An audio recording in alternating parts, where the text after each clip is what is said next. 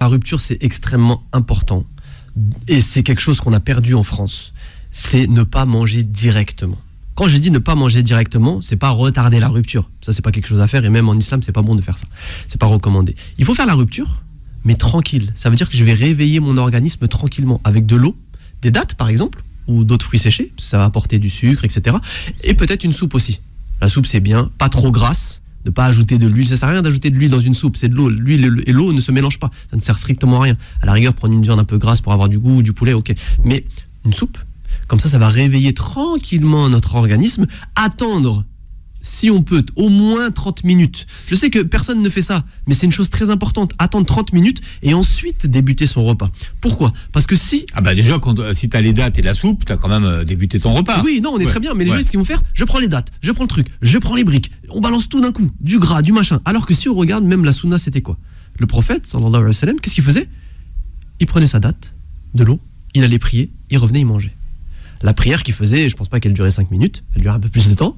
Et le temps de revenir, on est dans les 30 minutes, 1 heure. Bah là, c'est exactement la même chose. Et si c'était ça qu'il faisait, il disait pas je mange directement. Non. Et la science a prouvé, l'estomac, pendant 15 heures, il est tout petit. On n'a rien mis dedans. Il n'est pas en mode digestion. Notre foie n'est pas en mode digestion. Les sucs biliaires, pareil. Non. Tout. Vraiment, il faut réveiller en douceur. C'est comme si je dors pendant 15 heures et on me réveille. Vas-y, Walid, cours d'un coup un sprint. C'est pas comme ça.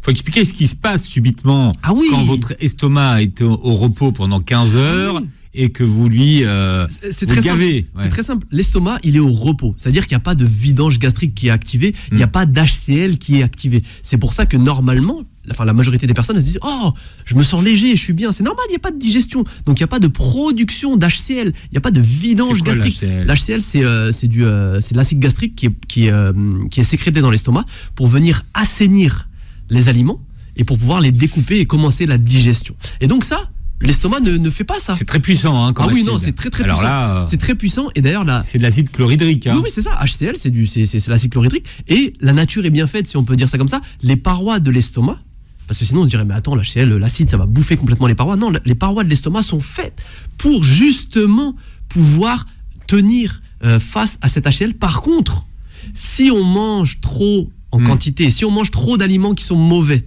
l'estomac, il va avoir, c'est comme une sorte de ballon, on remplit, un vase, on remplit, bah comme il va y avoir énormément de choses à traiter, et bah l'estomac, qu'est-ce qu'il va faire ? Ah, il y a beaucoup de choses à découper, il y a beaucoup de choses à saisir. Et bah je vais mettre encore plus d'acide chlorhydrique, je vais mettre, et on se retrouve avec les fameux brûlures d'estomac et les reflux gastriques.